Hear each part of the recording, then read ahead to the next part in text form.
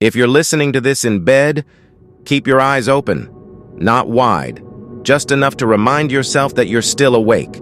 Because the house on Gray Willow Road has a rule, and once you break it, it doesn't let you try again.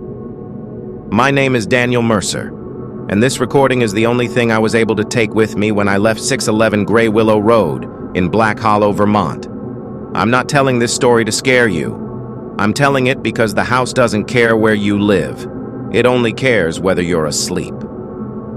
I moved to Black Hollow on October 14th, 2014. I was 32 years old, freshly divorced, and doing freelance audio restoration work for museums and private collectors. Old tapes, old voices, things people didn't want to throw away but didn't want to listen to either. The house was cheap, too cheap. 3 bedrooms, a basement, tall trees that blocked out the road, and a long driveway that disappeared into fog every morning. The real estate agent never stepped inside with me. She stayed on the porch and said, "People don't usually last long here." She laughed when she said it. I didn't. My first night in the house was quiet. That's the lie I told myself afterward. What I mean is, nothing loud happened. No slamming doors, no screams, no crashing sounds in the walls. Just movement. The kind you notice only when you're almost asleep. A floorboard creaking somewhere above me, a shift of weight in the hallway, the sound of someone standing very still. I checked the time on my phone. 2:17 a.m. The screen flickered before going black. When I woke up again, I was standing, barefoot, in the doorway of my bedroom.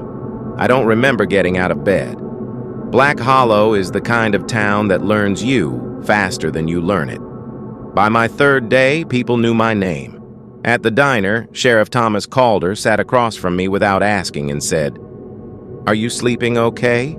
I told him yes. He stared at my coffee until it went cold and said, "That's good. Most people don't." Across the street from my house lived Evelyn Pike. She was in her late 70s and watched my front door the way people watch hospital monitors. The first thing she ever said to me was, "Don't let it hear you dreaming." I found the house in the records room of the Black Hollow Public Library. A fire. March 3rd, 1989. The Hawthorne family, parents, Margaret and Elias Hawthorne, declared dead at the scene. Their daughter, Lillian Hawthorne, age 7, missing. No remains, no sightings, no grave. The fire report mentioned locked bedroom doors, plural. After that, sleep stopped being rest. I would lie down and feel the room leaning toward me, waiting. My dreams weren't images anymore. They were conversations, someone asking questions from just behind my eyes. "Are you comfortable? Is this where you sleep? Can I stay if I'm quiet?" Every night I woke at 2:17 a.m. Every night, the house felt closer. October 22nd. Evelyn let me inside her house on October 22nd. She locked the door behind me. She told me she used to babysit Lillian Hawthorne, said the girl hated bedtime, not because she was afraid of the dark, but because once she closed her eyes, something else opened its own. Evelyn whispered, "The house needs someone asleep. If no one dreams, it finds a way." I asked her what happened at 2:17. She told me she wouldn't say it out loud because the house listens better when you name things. I found the tape while tearing insulation from the basement wall, an old cassette, handwritten label, Lillian, Bedtime. I played it that night, a man's voice, calm, slow. "Inhale, close your eyes. If you hear footsteps, don't move." A child crying softly, and then a pause, and a whisper that wasn't meant for her. It said my name. That was the night I understood something. The house wasn't haunted. It was occupied. And it knew I was almost ready. Because as I lay there staring at the ceiling, afraid to blink, I heard a child's footsteps stop beside my bed, and a voice whisper, "Are you dreaming yet?" I didn't sleep after that. I didn't even lie down.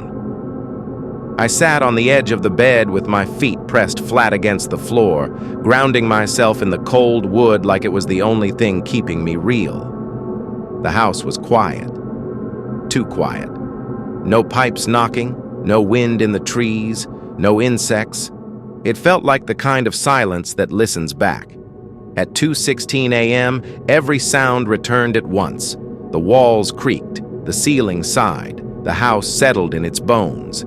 And then, 2:17.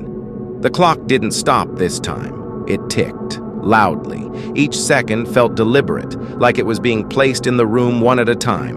I smelled smoke, not fresh smoke, old smoke, the kind that lives in fabric long after the fire's gone. The bedroom door opened an inch, then two.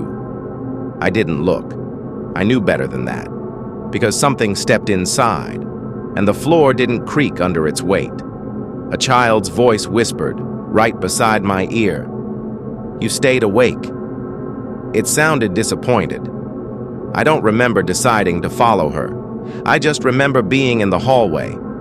The house was different at night, longer somehow. The hallway stretched farther than it had any right to. Every door was open. Every room looked burned.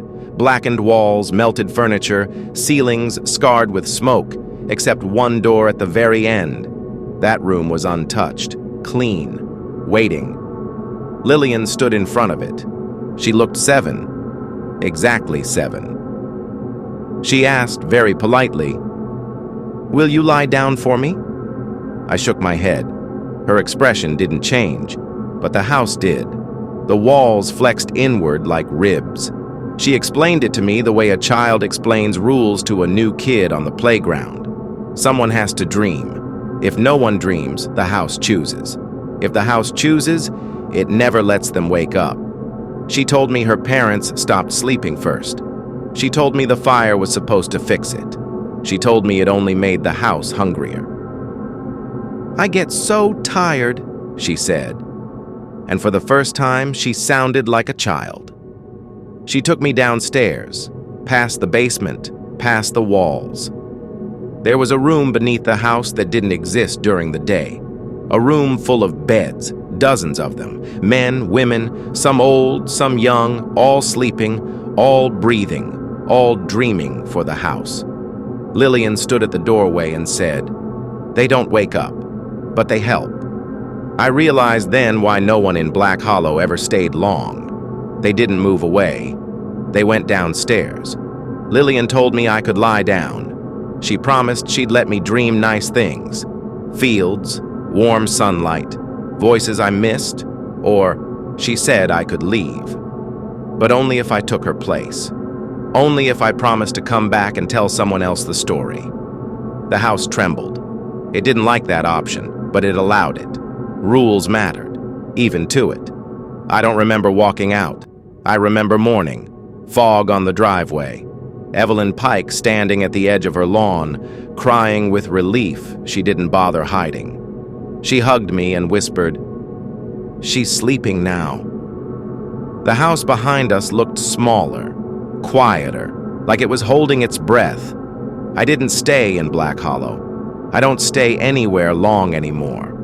Because sometimes when I'm almost asleep, I hear footsteps and a familiar voice asking, "Are you dreaming yet?" I know what my promise cost, and I know the house is patient. If you're listening to this in bed, if your eyes are heavy, that's okay. Just remember this. If you wake up at 2:17 a.m., don't open your eyes, and if you hear a child breathing beside you, make room, because the house on Gray Willow Road is always looking for someone new to dream. Good night.